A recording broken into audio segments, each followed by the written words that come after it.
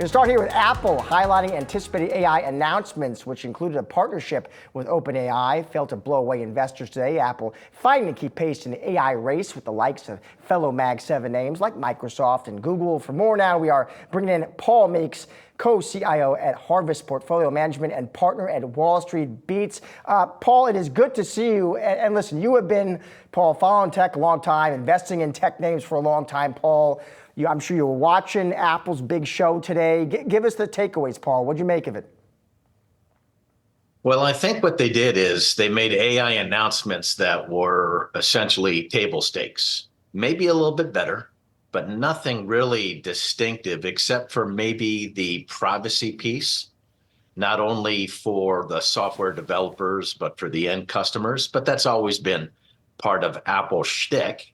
And I'm not surprised at all with the subdued reaction post the meeting, because what you really need to see with Apple is all these AI announcements accelerating revenue growth. Because here's a company that hasn't had a year-to-year double-digit revenue growth quarter since the December quarter of 21. And 5 out of their last 6 quarters, revenues actually shrank. I do not know if what they announced today it'll definitely be a catalyst.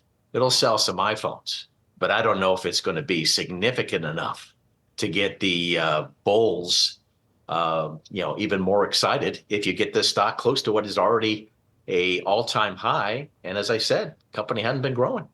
And Paul, you're kind of leading me where I wanted to go here, because I think it's the big question you touched on there for viewers listening right now, which is, when they heard, they heard Tim Cook today, they heard Craig Federighi, that's Apple's software chief.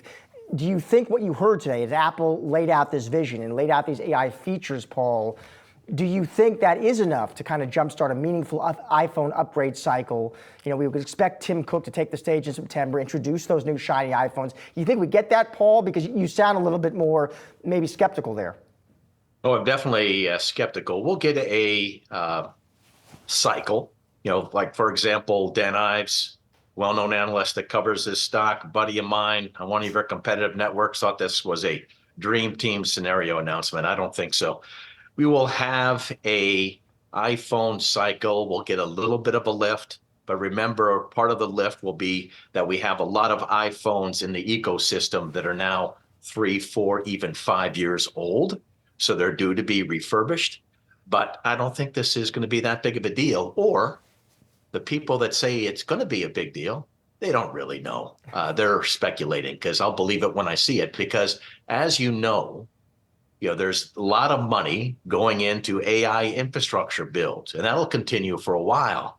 But the AI apps, the follow-on, I don't know if they're going to be that distinctive. May they be commoditized features? They very well could be.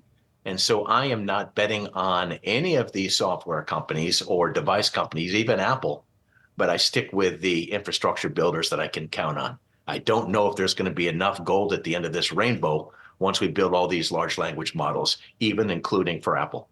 If I were to channel my inner Apple bull, though, Paul, I'm Dan Ives, I'm Gene Munster. I'd probably say what you kind of just alluded to there, which is, I've seen stats, Paul, that something like 40% of iPhone users are now having a device that's more than 4 years old. That's a lot of old iPhones out there, Paul. And so the idea would be, this, that it just isn't going to take much to get those people to upgrade in the fall. I'll throw in some shiny new AI features. I'll give them a faster processor, a better camera, the usual, Paul, and that'll be enough. What do you say to that? I think you're alluding to the bull argument that it's going to be a monster upcycle. Right. I think that I've said about an hour or so ago, said super cycle. I see a cycle.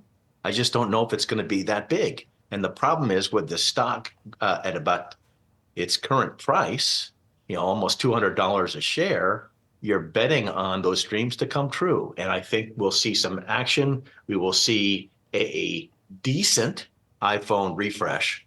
I just don't know how glorious it's going to be. And if you think the stock is worth $200 a share, you're expecting a big move in the iPhones. I don't know if I see it. All right, not sure. Will it be glorious? If it is, Paul, we'll have to have you back. Regardless, yes, sir. We'll have you back, Paul. Thank you for joining us. Appreciate it, sir.